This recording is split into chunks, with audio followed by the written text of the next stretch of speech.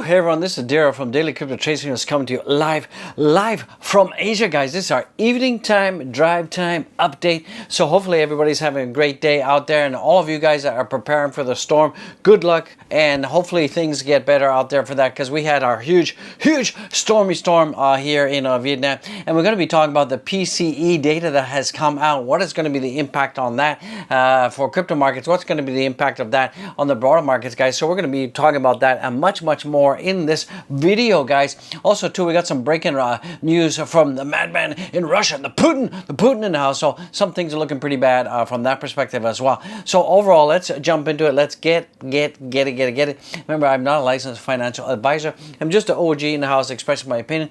And remember, you have to do you out there. That's so important.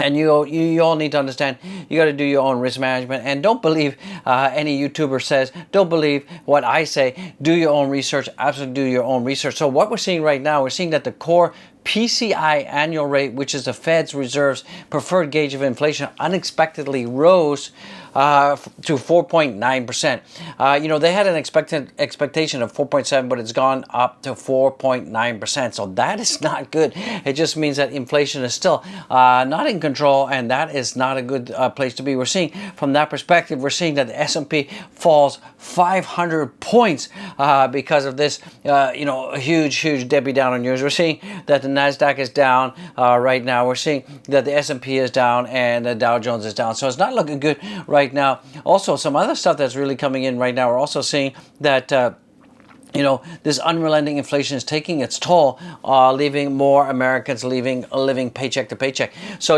we're all noticing out there, and if you're back in the U.S., you know that the cost of bread, the cost of ground beef, the cost of eggs and milk, it's all going up, and more Americans are living check to cheek to cheek, and that's not a good situation to be in, guys and gals. And also too, I don't know if you guys read the news, but it looks like our friend where declares 4 new regions of Russia as Moscow annexes parts of the Ukraine. So it looks like our friend has declared 4 parts of Ukraine are now part of Russia. So go figure. That's just going to ratchet up the tensions, guys. And there was a whole signing ceremony on Friday that took place. This is not good. This is absolutely bad news out there. So if you take a look at what's going on right now with the crypto markets, naturally speaking, we're seeing that right now Bitcoin is neutral out there at time recording. We're seeing Ethereum. When the CPI data did come out, we did see that Bitcoin, we did see Ethereum did absolutely tank. And it started to come back right now. So that is good news, that we're still seeing a confirmation of the uncoupling of the crypto markets from the broader market. So that is good, guys, because I'm telling you, as I'm watching this, as I'm recording this, we are seeing that Bitcoin is trying to make a run to the green side. So that is an excellent side to be in. So it's a great time to be alive. So right now, if we take a look at the daily on-chain flow out there, we are seeing that the more Bitcoin is flowing back onto exchanges, and we're seeing the opposite for Ethereum. So people are a lot more positive about Ethereum than Bitcoin right now. But speaking about Bitcoin, I'm still pretty bullish. We are seeing that the DXY has gone back up, but we're still seeing that Bitcoin is trying to make a move to the upside, trying to turn green. We're still seeing that Bitcoin is still traveling in our channel, and it's just seemed to be consolidating. Coiling up. We're seeing more and more pressure coiling up for Bitcoin, and hopefully this will have a breakout to the upside. We do see a huge descending channel that has been going all the way since March, and if we go down here on the daily, it looks like we've got a whole bunch of touching points, and it looks like that we're getting to the apex of that whole descending line. And if Bitcoin does break above that, that is going to be a huge pump to the upside. The weekly's still looking pretty good, guys and gals. We got the double bottom in. So I'm really hope you're hoping that we could see a nice reversal. Now, in case you guys don't know, it looks like stable market shift as Binance begins USDC conversions. So if you have any stable coins on Binance, they're automatically going to get converted to USDC will be converted. So Binance will no longer support competing stablecoins, including USDC on exchange. USD's market cap is now down 5% since the announcement. So basically, if you're holding any stablecoins, they're going to get converted. So that is why we're seeing that the USDC market cap has gone down. We're seeing that Tether's market cap has gone down. But definitely where you should see that might see a BNB should be starting to pump, and we should see a reversal to the upside, and we should start to see BNB strengthening. So since Binance announcement that would discontinue support for competing stablecoins on its exchange, the world's largest by volume USDC outflows from Binance, this is the number of USDC stablecoins leaving the exchanges up by 93%. So a lot of people have been moving the USDC off Binance. Meanwhile, USDC's market cap fell almost by 5%. As of Wednesday afternoon, 26 billion worth of stablecoins were sitting on Binance's exchange, according to blockchain analytics firms Nascent. Of that, 20 billion was in BUSD, with the rest in competing stablecoins, about 683 million worth of USDC. So guys and gals, looks like, if you're on Binance, your stablecoins are going to be converted out there. So get ready for that. It's not a big deal, guys. It's not a big deal, because basically you can use Binance US stablecoin to trade any pairs out there. So I wouldn't be too concerned. Nothing to be alarmed about. But once again, more and more pressure on all of you out there. Do absolutely get a crypto wallet. Do get a hardware wallet out there, and I suggest that you do that, guys. So you can see that the number of Bitcoin amount of hodled or lost coins just reached a 5-year high of 7,511,000. So what that's saying is that the number of hodlers are increasing. Sure, even if we take the lost coins out there, this is a Satoshi stack. I think there's one guy in England that he basically had a hard drive with a ton of Bitcoin, and he threw it out. He's been looking for like 11 years. But if we discount the lost coins, we're still seeing that the number of hodled coins past the 5-year mark is going uppity up. And that just shows the beautiful conviction of the Bitcoin holders out there. So that is good. Looks like Bitcoin BTC percentage supply lacks active has also gone up. So that means that people are still hodling. They're not trading. They're not selling. They're just holding and waiting for the next halving, guys, that is coming. So BTC, I hope you bought the dip with me. This is from Mustache and House. Thank you, brother, for sharing. I appreciate it.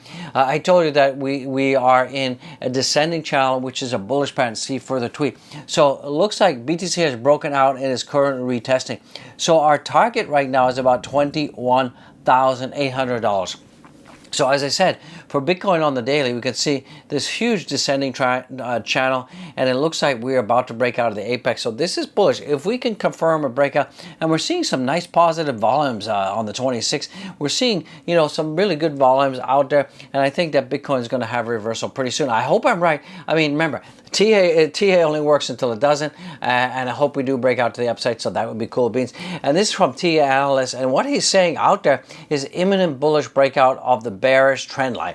So we've had this whole bearish trend line I've been talking about, and we could be seeing a huge bullish breakout to the upside, and if that does, we could be seeing a $45,000 retest. So that is good, and we could be seeing an imminent breakout to the upside. So that is cool beans. I love it. And guys and gals, if you're watching, if you made it this far, I want to say thank you very much. Thank you for watching. Don't forget to smash the likes, boop the likes for aliens, cats and dogs and amoebas out there. I would appreciate it. It looks like Bitcoin phases are proceeding as usual. So often we have this one phase, we had the bottom, a two phase, which is kind of a retest. We're seeing we had the one phase, we're having a bottom, we had the second kind of consolidation out there. So it looks like we could be starting our next leg up, which will be the repeat of phase one, and that is going to be bullish. That is pretty bullish in the house. I hope you guys understand that. And guys, just in case you're wondering, popular change ranked by weekly development activity and contributors count. So anytime you have a crypto out there and you see a lot of development out there, this is a good thing. This is a positive thing.